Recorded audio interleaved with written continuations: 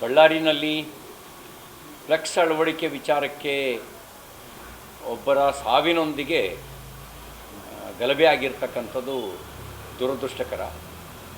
ವಾಲ್ಮೀಕಿ ಜಯಂತಿಯ ಆಚರಣೆಗೆ ಪ್ರಾರಂಭಿಸಿದ್ದೇನೆ ಭಾರತೀಯ ಜನತಾ ಪಾರ್ಟಿ ಸರ್ಕಾರ.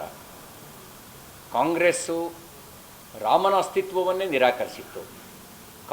ರಾಮನ ಅಸ್ತಿತ್ವವನ್ನೇ ನಿರಾಕರಿಸಿತ್ತು ಅಂದರೆ ವಾಲ್ಮೀಕಿ ಅಸ್ತಿತ್ವವನ್ನು ಕೂಡ ನಿರಾಕರಿಸುವ ಕೆಲಸವನ್ನು ಪರೋಕ್ಷವಾಗಿ ಕಾಂಗ್ರೆಸ್ ಮಾಡಿತ್ತು.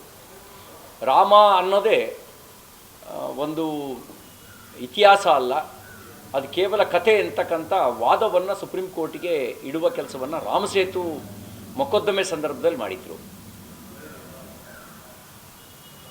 ಇದ್ರ ಜೊತೆಗೆ ಸಮಗ್ರವಾಗಿ ಸರ್ಕಾರ ತನಿಖೆ ನಡೆಸಬೇಕು. ಪೂರ್ವಾಗ್ರಹ ಮತ್ತು ದ್ವೇಷ ಈ ಒಂದು ತನಿಖೆಯಲ್ಲಿ ವ್ಯಕ್ತ ಆಗಬಾರ್ದು. ನಿಷ್ಪಕ್ಷಪಾತವಾಗಿರ್ತಕ್ಕಂಥ ನ್ಯಾಯಯುತವಾದ ತನಿಖೆ ನಡೀಲಿ.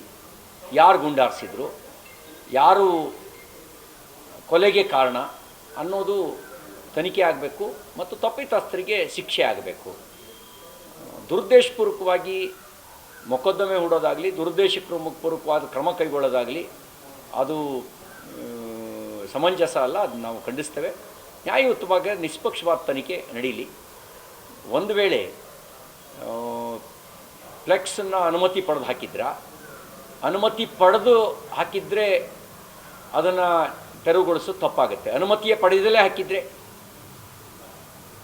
ಮತ್ತು ದೂರು ಕೊಡೋದನ್ನು ಬಿಟ್ಟು ಬಲಾಬಲ ಪ್ರದರ್ಶನಕ್ಕೆ ಮಾಜಿ ಸಚಿವ ಜನಾರ್ದನ್ ರೆಡ್ಡಿಯವರ ಮನೆ ಹತ್ರಕ್ಕೆ ಹೋಗಿದ್ದು ಅದನ್ನು ಸರ್ಕಾರ ಯಾವ ರೀತಿ ಸಮರ್ಥನೆ ಮಾಡಿಕೊಳ್ಳುತ್ತೆ? ನಾನು ಜನಾರ್ದನ್ ರೆಡ್ಡಿಯವ್ರ ಹೇಳಿಕೆಯನ್ನು ಗಮನಿಸಿದೆ.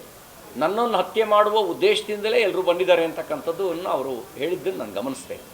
ಇದನ್ನೆಲ್ಲ ನೋಡಿದಾಗ ಇದೊಂದು ನೆಪ ಆಗಿ ಮಾತ್ರ ಕಾಣುತ್ತೆ. ಇದ್ರ ಹಿಂದ್ಗಡೆ ಬೇರೆ ಏನೋ ಇರುವ ಸಾಧ್ಯತೆಗಳಿದ್ದಾವೆ.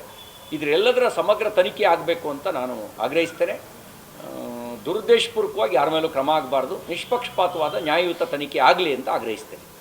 ನೋಡಿದ್ರಲ್ಲ ವೀಕ್ಷಕರೇ, ಇದೇ ರೀತಿಯ ಇನ್ನಷ್ಟು ಹೊಸ ವಿಡಿಯೋಗಳಿಗಾಗಿ ನಮ್ಮ ಸಪ್ತಶ್ವ ಟಿವಿ ಕನ್ನಡ ಚಾನೆಲ್ನ ಸಬ್ಸ್ಕ್ರೈಬ್ ಮಾಡಿ, ಲೈಕ್ ಮಾಡಿ, ಶೇರ್ ಮಾಡಿ. ಧನ್ಯವಾದಗಳು.